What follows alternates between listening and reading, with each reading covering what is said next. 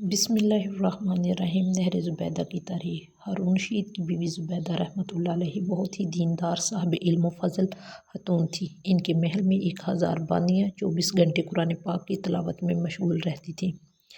ایک دفعہ مکہ مکرمہ میں پانی کی شدید قلت ہو گئی اور پانی کا ایک مشکیزہ 10 درہم سے لے کر 1 دینار تک بک گیا۔ حجاج اکرام کو بہت تکلیف اٹھانی پڑی۔ زبیدہ رحمۃ اللہ کو جب اس کی خبر ہوئی تو ان کو بہت دکھ ہوا۔ انہوں نے اپنے انجینئروں کو جمع کر کے حکم دیا کہ کسی طرح مکہ مکرمہ کے لیے پانی کا بندوبست کرو اور پانی کے چشمے تلاش کرو۔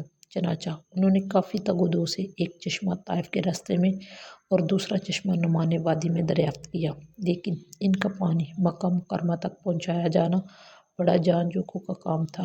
راستے میں پہاڑیاں تھیں جن کو کھودنا انتہائی دشوار تھا، لیکن اس نیک خاتون نے حکم دیا جتنا بھی خرچ آئے مکہ مکرمہ کے لیے پانی کا بندوبست کیا جائے، اور اگر کوئی مزدور پتھر پر ایک کدال مارنے کا 1 اشرفی بھی طلب کرے تو دے دو۔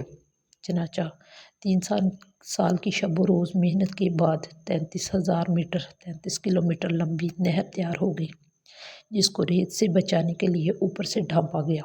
راستے میں کی گئی جگہ مسافروں کے لیے پانی کے لیے انتظام کیا گیا، اور بارش کے زمانے میں بارش کے پانی کو بھی نہر میں ڈالنے کا بندوبست کیا گیا۔ اس میں ایسا مسالہ تیار کیا گیا کہ اس کا پانی رس کر ریتلی زمین میں جذب نہ ہو۔ نہر کی تیاری پر 70 لاکھ دینار خرچ ہوئے۔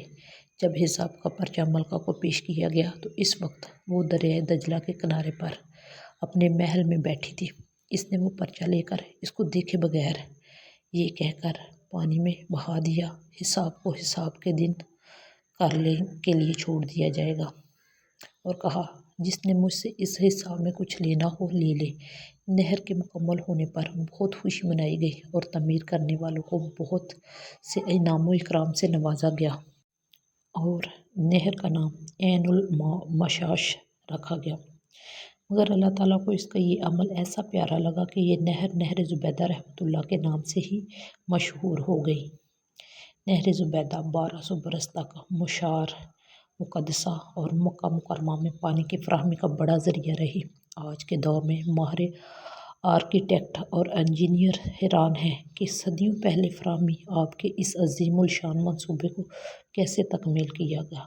سبحان اللہ۔